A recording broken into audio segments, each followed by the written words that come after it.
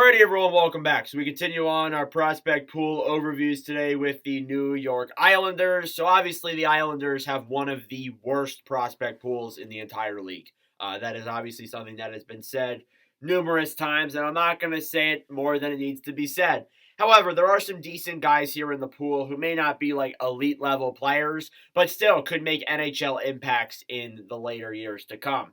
We'll start off with William Dufour. Right wing from Quebec, Canada, 6'2", 216 pounds. Won the U20 World Junior Gold in 21-22. So it's good that he has some hardware there as an Islanders player. And he's actually not that bad of a guy. He played very well in the American Hockey League this past season with 69 games played, 21 goals, 27 assists for 48 points with the Bridgeport Islanders. Again, had a great American Hockey League campaign. And usually guys who do that at his age are going to have a nice impact in the NHL for sure. And a guy like Dufour is someone that I look at as an interesting guy and an exciting player heading into this coming year. Now, obviously, the Islanders' core is basically locked up, as I mentioned in many Islanders videos before. They obviously have a lot of their guys signed. And Dufour, obviously, it might be difficult for him to fight his way into the lineup, but if he plays well in preseason, which I'm not sure if he has, haven't watched too many preseason games, then he will have a good shot at making it. Next up, then, I have Danny Nelson. Nelson is a forward from Maple Grove, USA, 6'3", 212 pounds. He won the World Junior 18 gold in 22-23, so he has that part of his resume. I'm not sure if he's related to Brock Nelson. I don't think he is. I looked at his elite prospect profile, it didn't show any of that, so I don't think he is. He might be, but regardless, he was drafted 49th overall in 2023, so he's going to need some time before he even comes close to the NHL. I'd see a few more years in the U.S. development program and stuff like that, and we'll find out. But he's a solid. He looks solid with the U.S. national program. 85 games played, 29 goals, 35 assists for 64 points. Nelson, yeah, those are solid numbers there in the U.S. development program. But maybe he wants to make the transition over to college or something like that. But definitely a guy there who could be a solid forward. But obviously, he used to be a defenseman. So that is something you got to keep in mind. He's transitioning from forward to defenseman. And that is a weird transition overall. But he did well this past year. He has a good 6'3" frame, so he towers over everyone else pretty much. And has good size to him. So, it's going to be a little bit interesting to see how he's going to do. But, hey, I mean, we'll see how he does as a forward. And then finally, for the forward core, you have Ruslan Iskhakov. I believe I'm saying that right.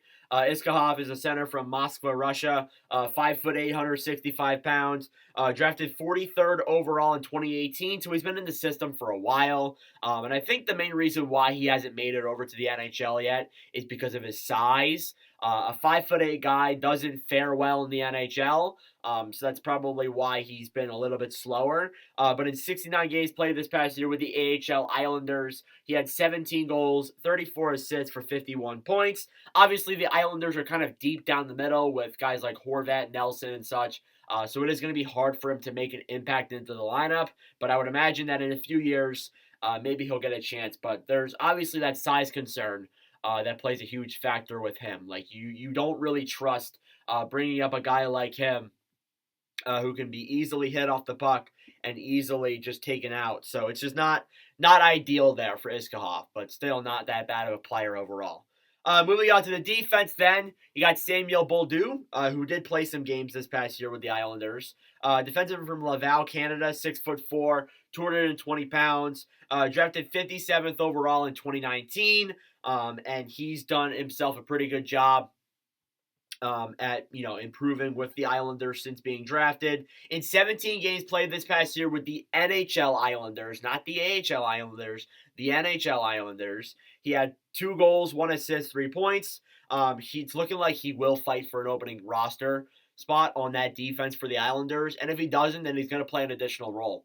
He could probably fit in a third pairing position on that Islanders blue line. But if he was playing some games last year, odds are he's going to have a very good chance of being an NHL regular this coming season if he plays well in training camp. But yeah, Bolduc, I like him a lot there as a good defenseman for the Islanders.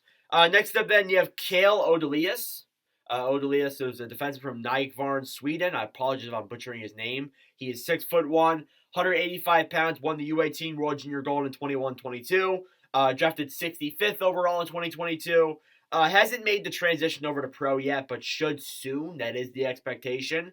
In 43 games played this past year with the Djurgårdens IF, he had 1 goal, 10 assists for 11 points. So not bad numbers there for a defenseman. But he's an elusive skater and a very steady defender. So definitely a guy the Islanders are going to want to look out for.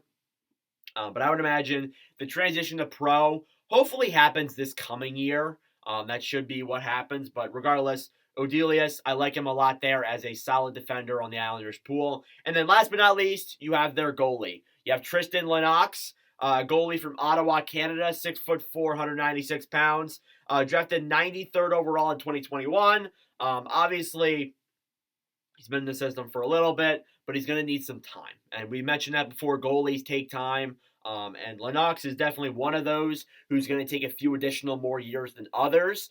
In 45 games played this past year with the Sarnia Sting, he had a 25-12-2 record with a 3.15 goals against average and the .888 save percentage. He got the job done more or less. He had a good record, just his other stats weren't the best either. He has potential to be solid, but it might take some time for him to get there. So I'd say the Islanders are going to have to wait a little bit before he makes an impact in the NHL. Other prospects in the pool then now go as follows. You got Quinn Finley, Matthew Maggio, Alex Jeffries, and Jesse Nurmi. And that is your prospect pool overview for the New York Islanders. Apologies if I might be rushing here a little bit. I have to go to work in like an hour, so I want to get this video out and good to go. But regardless, thank you all for watching, and I'll see you guys in the next video. Adios.